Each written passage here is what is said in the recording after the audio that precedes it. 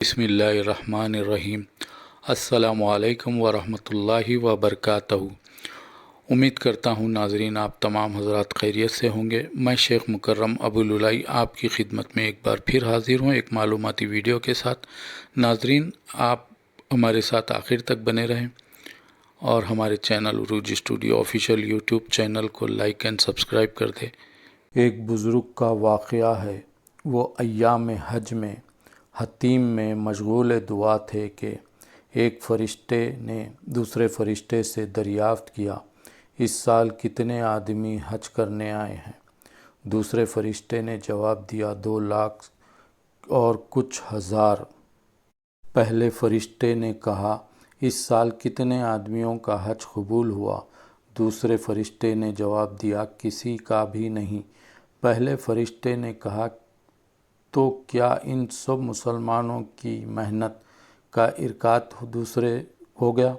دوسرے فرشتے نے جواب دیا، ہاں بات تو یہی ہے، مگر ایک ایسے شخص کے طفیل سے جو خود حج کے لیے نہ آ سکا تھا، سب لوگوں کا حج قبول ہو گیا اور حج مبارکہ کا ثواب اس کے نامے لکھ دیا گیا۔ پہلے فرشتے نے پوچھا، وہ کون آدمی ہے؟ اس نے کہا، وہ آدمی بغداد کا خیمہ زن دوست عبداللہ اس کا نام ہے۔ وہ بزرگ فرشتوں کی یہ باتیں سن کر عبداللہ خیمہ زن دوست سے ملاقات کے لیے بغداد روانہ ہو گئے۔ عبداللہ سے ملاقات ہوئی، کہا کہ جو بات میں تم سے دریافت کروں گا اگر تم صحیح بتاؤ تو میں ایک خوشخبری سناؤں گا۔ عبداللہ نے کہا، ہاں مجھے خوشخبری سناؤ، جو بات پوچھو گے جو جواب دوں گا۔ بزرگ موظف نے عبداللہ سے کہا کہ میں حتیم میں بیٹھا ہوا تھا، اللہ کا ذکر کر رہا تھا، فرشتوں سے یہ باتیں میرے سامنے آئی، مجھے ان کے بات سن کر تم سے ملاقات کا شوق ہوا۔ اچھا یہ بتاؤ تم نے کیا عمل کیا تھا جس کی وجہ سے یہ مرتبہ حاصل ہوا؟ عبداللہ نے کہا، بھائی میں تو خدا کا ایک ادنا گناہ گار بندہ ہوں، میں کہاں اچھا عمل کرتا ہوں۔ اس سال حج بیت اللہ کی زیارت کا ارادہ تھا، پوری تیاری کر چکا تھا، میری بیوی حاملہ ہمسایہ کے گھر سے آگ لینے گئی تھی، ہمسایہ کے گھر میں کوئی چیز پکنے کی تیاری چل رہی تھی۔ میری بیوی نے پوچھا، ہمسایہ کیا پکاؤ گی؟ ہمسایہ نے جواب دیا، کبوتر پکانے کا ارادہ ہے۔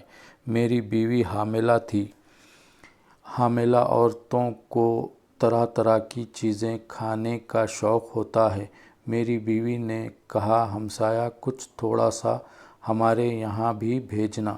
شام ہو گئی، میری بیوی انتظار میں رہ گئی، اب ہمسایہ کبوتر کا گوشت بھیجے گی، مگر اس نے نہ بھیجا۔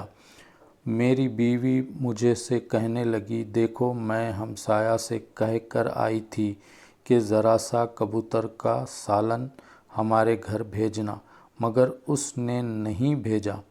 میں نے اس بات کا مطالبہ ہمسایہ سے کیا تو اس نے کہا، بھائی صاحب کیا کہوں، ہمارے گھر والے 3 دن سے بھوکے تھے، ایک مرا ہوا کبوتر اڑتے گھر آیا تھا، جان بچانے کے لیے پکایا تھا، آپ کے لیے نہ تھا، اس لیے آپ کے یہاں نہیں بھیجا۔ ہمسایہ کی یہ بات سے یہ حالت سن کر مجھ سے سخت صدمہ ہوا۔ میں نے کہا، حج کو تو اگلے سال بھی ہو آؤں گا، اپنے غریب ہمسایہ کی امداد ضروری ہے۔ میں نے سفر حج کے لیے جو پیسے رکھے تھے ہمسایہ کے گھر بھجوا دیے۔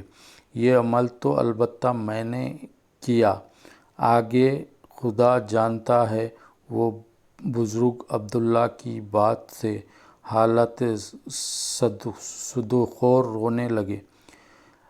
اگلے یہی عمل ہو سکتا یہی عمل آپ کے خدا کو پسند آ گیا اور اسی کی بدولت تمام حاجیوں کے حج مقبول ہو گئے۔